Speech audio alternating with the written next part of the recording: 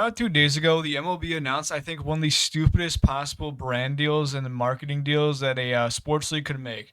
They made a deal with Polymarket. Now, I've talked about how stupid I think Polymarket and Kalshi and all these like dumbass prediction markets are in the past, but I think, especially with the MLB, it is just exceptionally stupid for them to be signing a deal with them.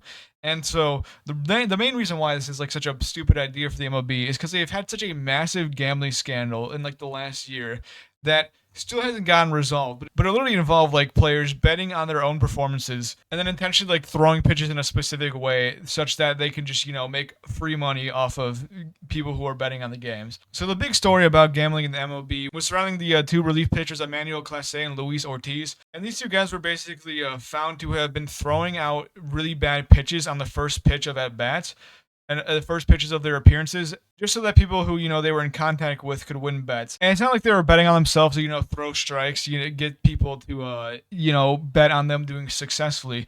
No, they were like spiking the shit out of pitchers. Like it wasn't even close. But once they were accused of like getting these this probe and this gambling probe and getting accused of gambling on their own games, it became very clear that they were probably most likely betting on their own games, because they were spiking pitches on their first pitch that didn't even make it like halfway to the plate.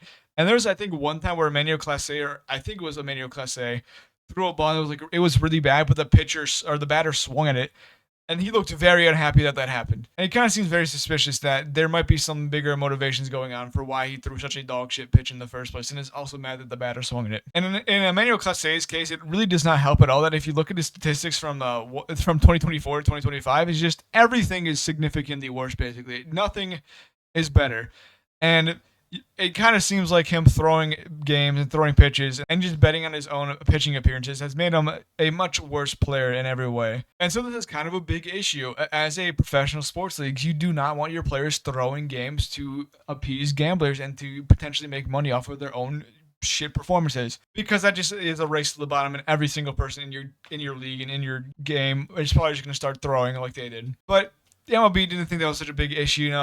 They don't really care, I guess, that much about games being thrown, because they signed a deal with Polymarket, like I said earlier. So this is like the big thing that they posted on their website, just the exclusive prediction market exchange partner. Now, I'm assuming the reason why they worded like this is because once again, Polymarket doesn't consider itself a gambling company. They consider themselves a prediction market, and they named a chairman in a role that I think is one of the stupidest and most just mental gymnastics name of all time. Where if you look at this Michael Selly guy, he's apparently the chairman of the Commodity Futures Trading Commission, which just sounds like one of the fakest things ever to try and say that what you're doing is not gambling, when it is literally just gambling.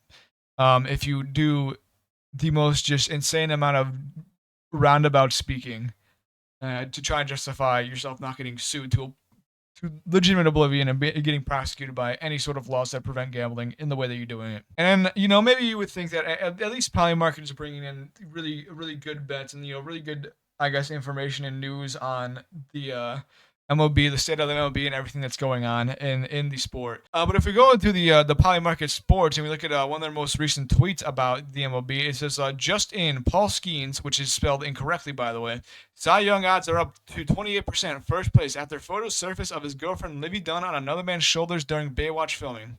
What the fuck are we talking about? What do you mean? Why? This is a company that is literally signed with the MLB as their official partner, talking about Paul Skeens' girlfriend being on another dude's shoulders, and that I guess makes his odds better for winning the Cy Young. What are we doing here? What this is probably a multi-billion-dollar deal. There's hundreds of millions of dollars have been put into this deal, and this is the analysis we're getting out of it. This is the information we're getting out of it. Like some of the most just TMZ ass analysis of sports and betting odds ever to exist. And like once again, I just think that Polymarket and Kalshi and all these stupid ass prediction markets are just the dumbest things of all time. And like it's literally just like gambling to turn to 10,000%. It really feels like someone would make a movie about like a cyberpunk dystopia, and this would be like the type of stuff they'd be able to gamble on. That's kind of what Polymarket and Kalshi represent. It's just gambling on shit for the sake of gambling. And the fact that they were able to wiggle their way into being in a deal with MLB is just absolutely unbelievably stupid, especially when the MLB, out of all the leagues, had a gambling scandal happened legitimately in the last season of the sport. I think it was also halfway through when that got exposed, and they had to put Manuel Class St. Luis Ortiz and I think other players on leave because they were throwing games and throwing pitches and that were just not even close to being strikes and just harming their team overall in general and just doing significantly worse because once again they were betting on their own performance. And so the fact that the MLB turned around and said, you know what we need is more gambling, or I guess in this case more future prediction market assets holding people companies in our league, because that's what we need. If we just completely ignore the potential catastrophic downturn of the product, we can make more money real quick. And I guess it's just more really annoying to just see the increasing and unending amount of gambling that is getting put into sports overall. I think every single league has like a sports betting partner. They're running ads every single time, every single day. They're doing like the picks of the day by whoever the hell are the commentators for any sport. Just get people to want to gamble more and more money on these stupid ass platforms and dumb apps and all that stuff. And like I know I'm not alone in saying this, that like the sports gambling has most definitely got in the way of sports, and it just makes everything a lot worse, and it makes everything a lot more annoying because I'm not trying to see what the line is for the Utah Jazz versus the Sacramento Kings. I'm trying to watch some really dog shit basketball. Get this gambling shit out of my face. And honestly, like I'm a spiteful person. I'm a hateful person. I hope that there's so many more gambling scandals that get produced out of the MLB just so that this poly market deal looks even more stupid because it is unbelievably dumb. But yeah, that's what I want to talk about today. Just poly market being annoying, MLB making a laughably bad like a laughably bad decision. And yeah, it's just a race to the bottom when it comes to how much these sports leagues are willing to sell themselves to these gambling companies to make some quick money. That's all I really got to say for today. So thanks for watching. Goodbye.